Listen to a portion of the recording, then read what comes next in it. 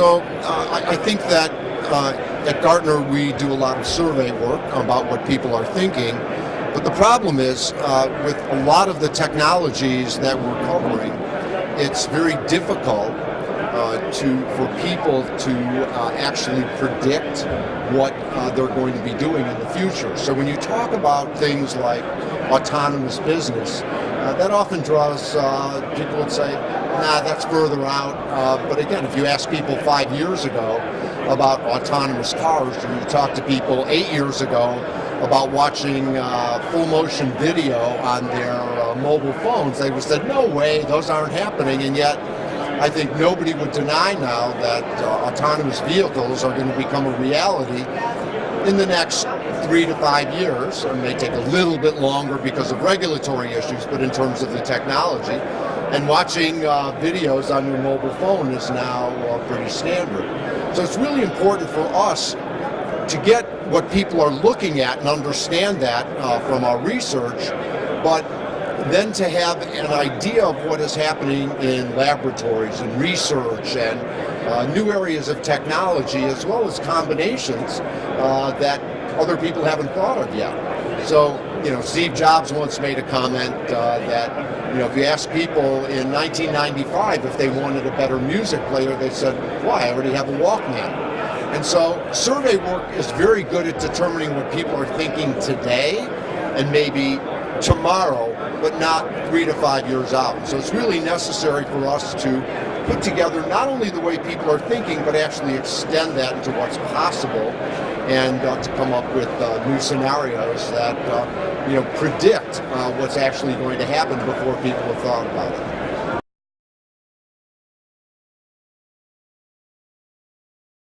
So I've been in this industry for now more than 35 years, since its inception back in the late 70s.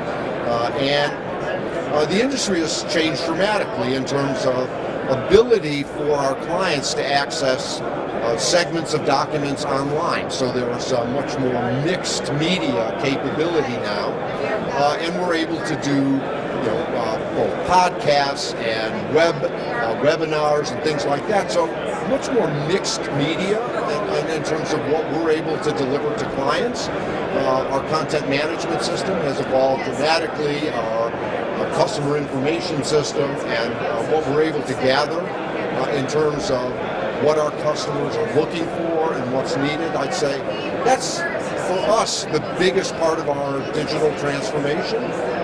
Some of our sales capability, we do a lot more sales online now using digital marketing and our telesales channel.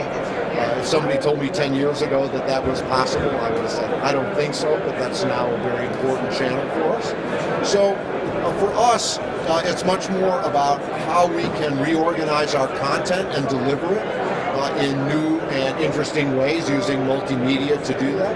I'd say that's the biggest change for us in terms of digitalization. Then scheduling and client feedback are other ways. So for instance, now we have something called QVR, which is a quick value reference. So after a client reads one of our documents or has an interaction with an analyst, within a few minutes they get a text message, what did you think of it? So we know whether we need to go further, address it, come back to the client if they didn't like the interaction, as opposed to using a outside agency that might call the clients 2 weeks later and they don't even remember what they're doing. This is a really easy reminder. So we've really done it around our content and around our client management has really helped a lot.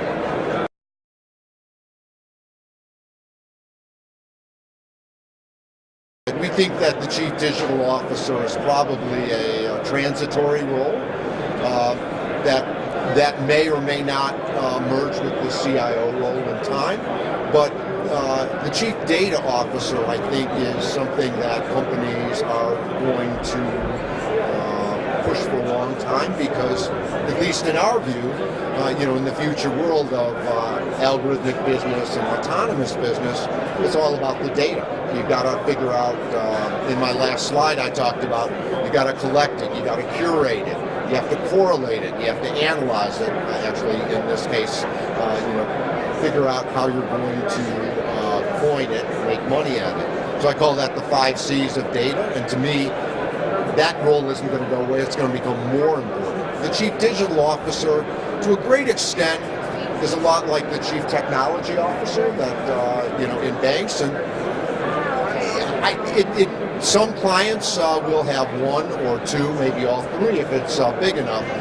I'm not sure there's significant differentiation in those roles, whether it's chief digital officer in the future, the CIO, or maybe even the chief technical officer. I could see that merging. I really do see, and I think Gartner does as well now, that the chief data officer, because data and analytics becomes so important to modern business in the next 5 years. I see that as a role that's going to emerge and probably report to the CEO on a separate basis.